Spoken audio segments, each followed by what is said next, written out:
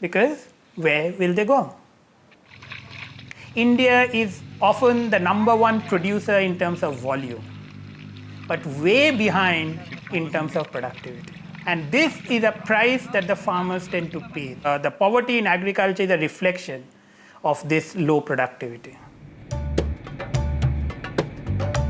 But there's another vision of future farming. Tulika's driving 200 miles north of Delhi to Dehradun. She's here to meet Vandana Shiva. She's a globally famous development expert and the force behind the Navdanya network of organic farmers.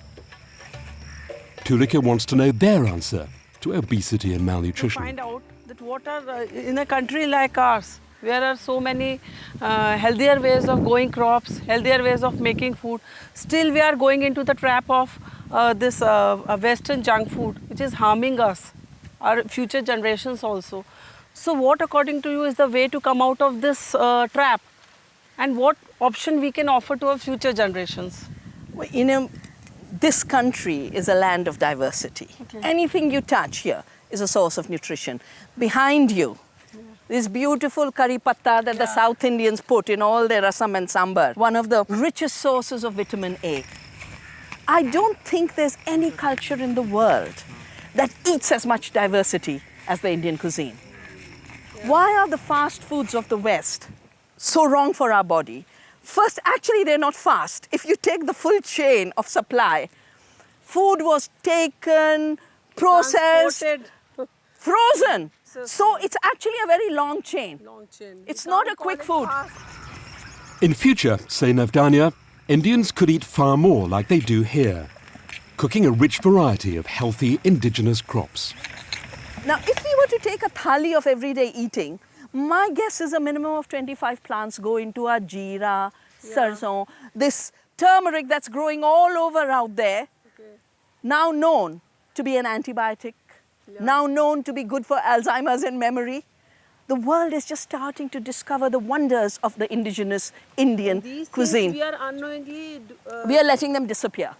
So we get rid of our food diversity. But that means we get rid of our biodiversity, all the crops that could give us healthy and good food.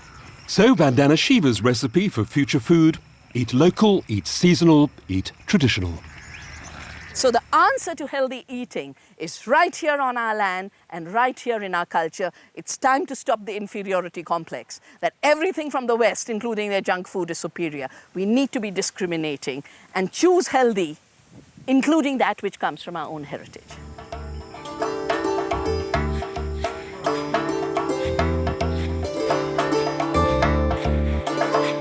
Bija Didi works closely with Navdanya, saving the seed of indigenous crops, crops that could become future food. Right now we have 560 varieties of paddy rice and 150 varieties of wheat which I have stored here. These are pure seeds just like we have in the hills. Our work here is to preserve the seeds that are becoming extinct, like certain kinds of paddy rice, wheat and barley. Wherever we can find these seeds, we preserve them. Small farmers grow a multiplicity of food items. Today, our diets are restricted to perhaps 4 or 5 crops: corn, wheat, barley, maize, rice, sorry. 4 major animal meats: chicken, pork, beef, lamb. Go to any rural areas. Small farmers are actually the custodians of our biodiversity. They're growing so-called orphan crops, more nutritious. These have been conserved from generation to generation, passed on. Today, modern society is restricted to what is on the commercial market. So their role is not only of preserving the biodiversity, but also of preserving good diets.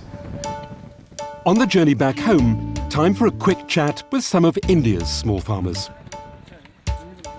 Namaskar. मैं दिल्ली से आई हूँ, Tulika. I'm Tulika. I have come from Delhi and wanted to ask you, Have you heard of junk food? In cities, people don't have time to cook. They don't have time to cook proper meals like you do when you harvest fresh and eat fresh. They eat things like pizzas and burgers. Oh yes, they get ready-made food and all they have to do is to heat it, and they call this fast food. All they want to do is fill their stomachs. I think it is quite unhealthy. So you mean it doesn't have the required nutrients? No, they don't have any. People eat this to fill their stomachs because it's tasty. Have your kids ever eaten chips, burgers, pizzas? Have you ever eaten junk food? Forget having eaten it. I am hearing this name for the first time ever from you. So could India's small-scale farmers do more to feed the future healthily? One problem, there's far too much fresh food still being wasted. We have one of the smallest share in processed food. A consequence of that is the enormity of wastage, particularly in fruits and vegetables, on a daily basis. The estimate is 30% of fruits and vegetables rot even before they come to the market. So the processed food and the fast food industry could play a big role in reducing this level of wastage. But supporters of small-scale farmers say there's an answer. Studies show small farms are very efficient per acre, and rural jobs often badly needed. So why not make it easier to get indigenous fresh food to market, with better distribution and infrastructure?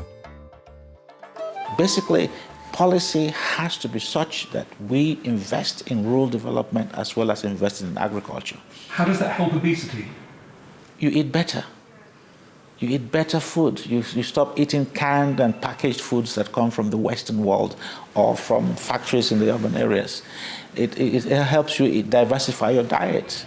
Obesity is a form of malnutrition, poor diets. It's not just simple having access to food, having access to the right food at the right time.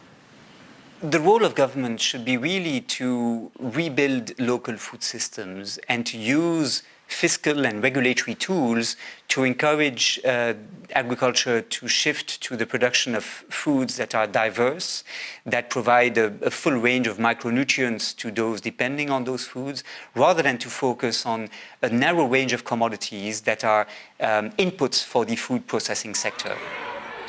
So what happens when the future generation is asked to decide for itself? Could it be what happened in Surya Patel Vidyalaya, one of Delhi's top private schools? The pupils were given a vote. They declined to ban junk food. What they did vote for, a policy to buy only fresh produce wherever possible, cooked according to India's many local cuisines. We're very aware of the wonderful diversity of food that is available in our country, that is suitable to the climate of our country. It's easy to digest, it's healthy, it has a huge variety. We're not saying no to non-Indian food, no we are not. But we would pick up the healthier options too, because feeding children is a responsibility. To encourage healthier choices of food in the school, students in the early grades are fed a daily midday meal, a balanced, nutritious and tasty way to build good eating habits early on. Delhi is so culturally diverse. We have a multitude of food preferences that can be achieved anywhere. You go to a street, there are street vendors. So when we think about fast food, why are we just limiting ourselves to this Western idea of fast food? There are so many healthy variations that you can find everywhere. So how to feed the world without obesity? Is it a question of consumer decisions or agricultural policy? Hello, it's Raj here. Can you hear me? Tulika's talking on Skype with Raj Patel. So can the problem be sorted at the consumer level or the retail level?